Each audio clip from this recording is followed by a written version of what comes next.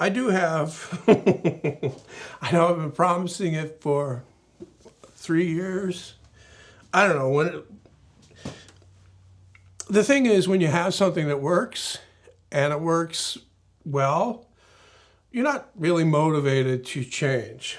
But my new table saw build is on its way. It's coming. I can't promise when it's going to happen. And the reason for that is I want to get the plans done so that when I actually start building the saw itself, and it's going to be many parts, be many videos to go along with that, showing all the details. I want the plans available for other people that would like to build the saw itself.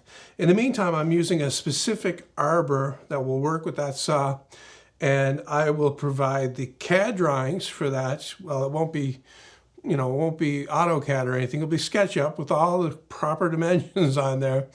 And I'm sure that any machine shop can go buy that to recreate that arbor if it's not available in your area.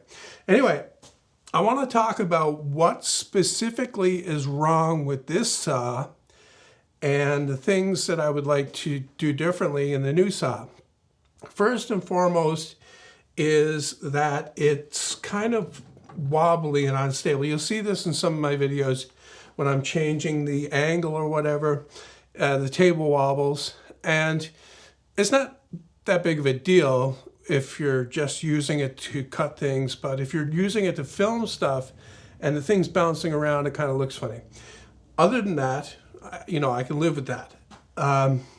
The side extensions here are this grid pattern here, and they came with the saw, and I cleaned them up and I got them all fitting nice and flush like that.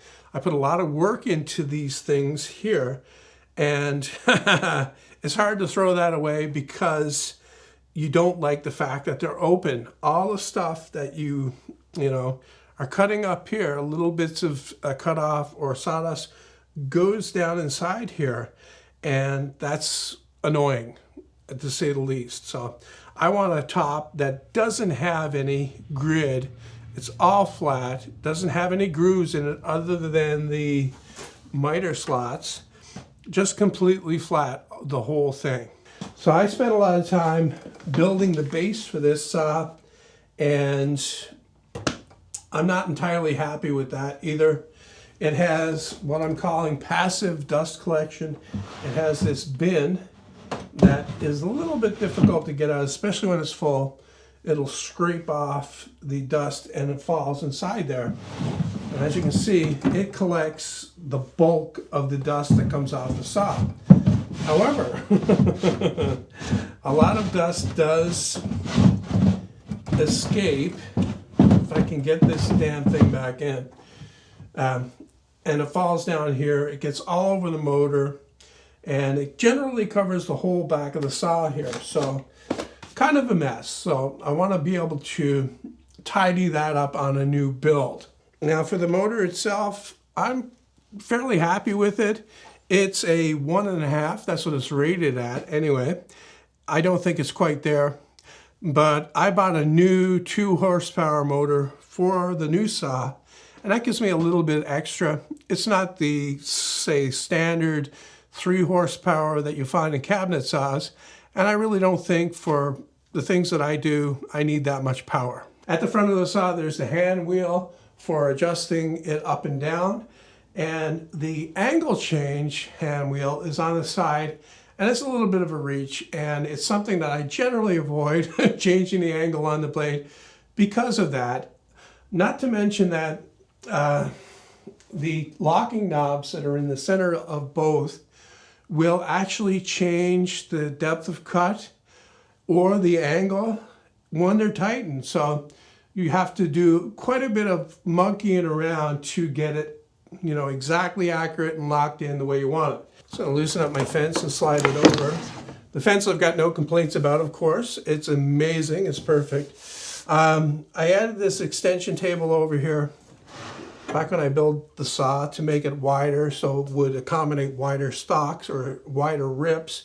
And at one point, I think after I moved here actually, I added a router lift underneath here.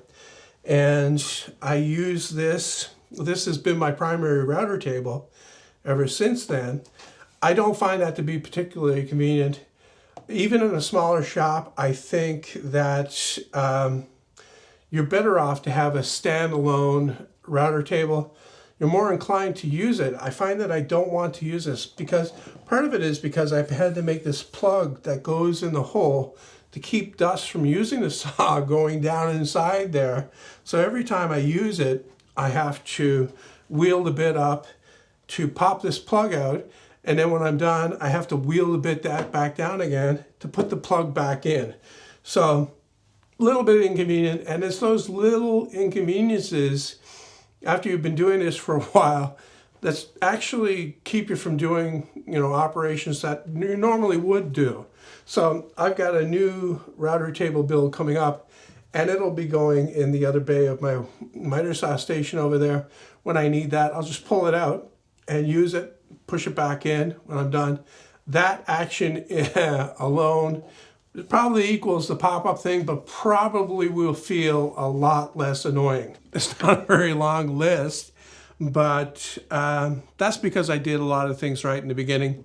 And there's not a whole lot I would change if I had to do it again. Like I say, this grid stuff and all that, but that's where the new saw comes in.